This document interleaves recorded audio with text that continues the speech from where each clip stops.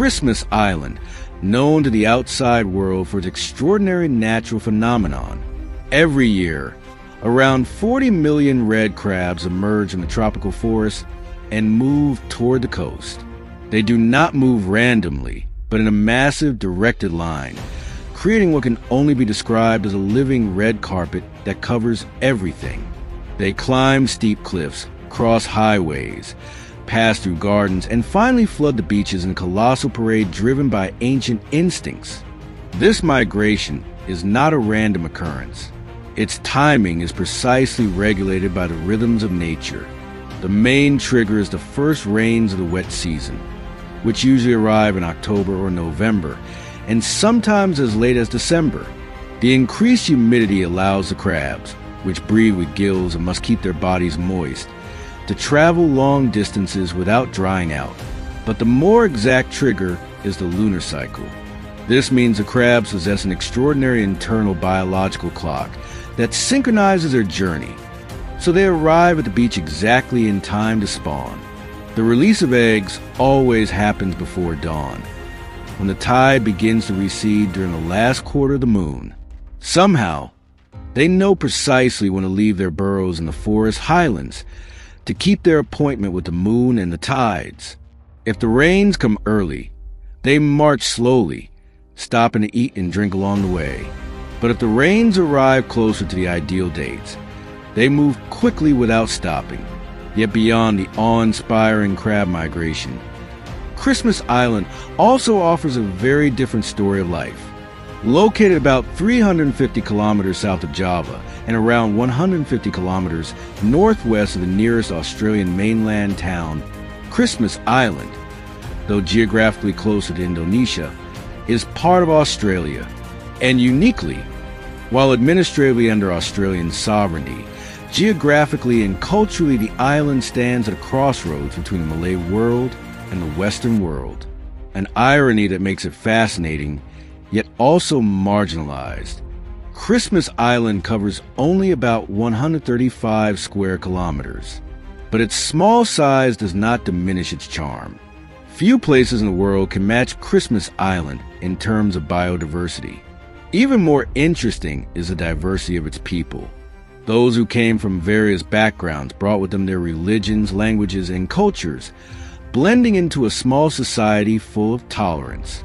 Despite its name being closely tied to Christian tradition, Christmas Island is not defined by Christianity. Instead, Islam, Buddhism, Taoism, and Christianity coexist here like longtime neighbors who understand one another. There are no harsh clashes, no bitter struggles for space or influence. In fact, the island's mosque is one of its most prominent spiritual landmarks. During Ramadan, the atmosphere of the small town changes dramatically. Malay eateries close earlier. The air fills with the aroma of traditional dishes like nasi lemak and rendang as dusk approaches.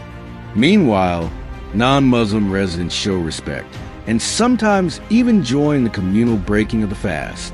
Chinese children often play with firecrackers or wear traditional Malay clothing during Eid. Likewise, during Chinese New Year or the Mid-Autumn Festival, Muslim or European Australian neighbors visit Chinese households, bringing food or simply offering greetings. Celebrations here are not the property of one group, but a shared tradition. It seems that Christmas Island has discovered a formula for peace that the outside world still struggles to achieve. The island is home to three main ethnic groups: Chinese, Malays, and European Australians. The Chinese and Malay communities make up about 70% of the population, and together they play a central role in shaping the island's cultural identity. The Malays of Christmas Island, though far from Malaysia or Sumatra, have preserved their rich traditions. They still hold Kenduri feasts, strengthen social ties through Gotong Royong mutual help, and practice Islamic values in daily life. The mosque in the heart of Flying Fish Cove is not only a place of worship, but also a community hub, where children learn the Quran, elders gather, and people discuss everything from fish prices to Australian politics. Meanwhile, the Chinese community has imprinted its culture in cuisine, spiritual rituals, and home architecture. Taoist and Buddhist temples stand side by side with the mosque without hostility. During the Qingming festival, people of other ethnicities often join in burning incense or simply attend to pay their respects. This social life is like a symphony, where each note, though different, contributes to creating harmony. Although Christmas Island is an external territory of Australia and its official language is English, everyday life here is far more diverse. English is indeed used in formal institutions such as schools, courts, and government. But in daily interactions, the island thrives in a multilingual harmony that reflects its long history of migration and cultural blending. Malay is one of the most widely spoken languages, especially among the Malay and long-settled Chinese communities. In domestic life and community exchanges, Malay is often more dominant than English, particularly in villages and local markets. The Chinese community also maintains their languages, particularly Hokkien and Mandarin. These dialects are heard in conversations between older and younger generations, especially during cultural celebrations like Chinese New Year or the Hungry Ghost Festival. It is not uncommon for a single family to switch between three languages, English, Malay, and Mandarin, depending on whom they are speaking with. For children of Christmas Island, multilingualism is not a burden, but a way of life. They grow up with mixed vocabularies, idioms from different cultures, and a cross-identity understanding. Language on Christmas Island is not merely a tool of communication. It is heritage identity and living proof that diversity does not have to cancel itself out. Instead, it can coexist, strengthen one another, and create a beautiful social mosaic. This diversity did not come about by chance.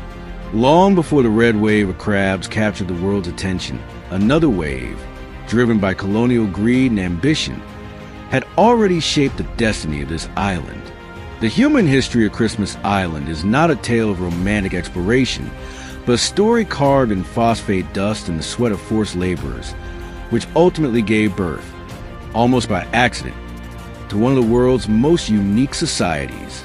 Although first sighted by the English sailor Richard Roe in 1615, the island did not receive its name until Christmas Day, 1643, when Captain William Manners of the Royal Mary, a ship of the East India Company, sailed past and named it Christmas Island.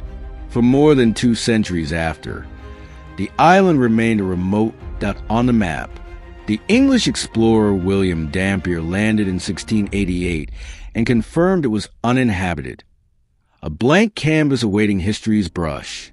The fate of Christmas Island changed drastically in the late 19th century when an expedition carrying Scottish naturalist Dr. John Murray discovered deposits of extremely pure phosphate.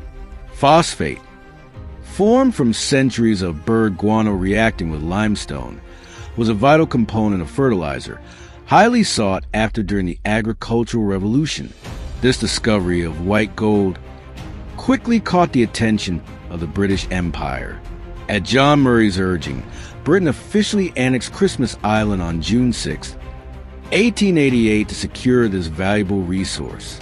Of course, an uninhabited island required workers willing to endure harsh labor conditions. This is where the seeds of the island's multicultural society were planted, not in a utopian garden, but in a field of colonial exploitation. In 1898, the first wave of 200 Chinese contract laborers arrived, supported by a small number of Malay fishermen and a handful of Sikh policemen from British India. From then on, Christmas Island's identity began to shift. More workers were brought from Malaysia, Singapore, and China to toil in the mines. They lived in cramped barracks, faced discriminatory treatment, and had only limited access to social facilities. When Australia took control in 1958, the colonial legacy did not vanish overnight. The unequal social structure persisted for quite some time. Nevertheless, over the years, residents gained better access to education, healthcare, and civil rights. Many chose to settle permanently, forming the Malay and Chinese communities that now form the cultural backbone of the island. A new chapter in the island's migration history began in the early 2000s, when the Australian government established Christmas Island as a detention center for illegal immigrants, a controversial immigration policy. Thousands of refugees and asylum seekers from the Middle East, Africa, and South Asia were sent here. Some stayed briefly, others remained for years, and many experienced depression and despair. Christmas Island does not hold statehood like Victoria or Queensland. It is merely an external territory directly administered by Australia's Minister for Territories. This means no local parliament, no equal political representation, and all key policies, from infrastructure to education to budget allocation, come from Canberra. This inequality makes many residents feel like stepchildren. Roads are slow to be repaired. Medical services are limited. Schools only have basic facilities.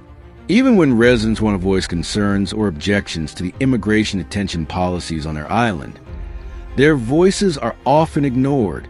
Beyond that, their cultural identity is often overlooked in the broader Australian narrative. When residents celebrate Eid, Chinese New Year, or the Mid-Autumn Festival, there is little to no coverage in the national media.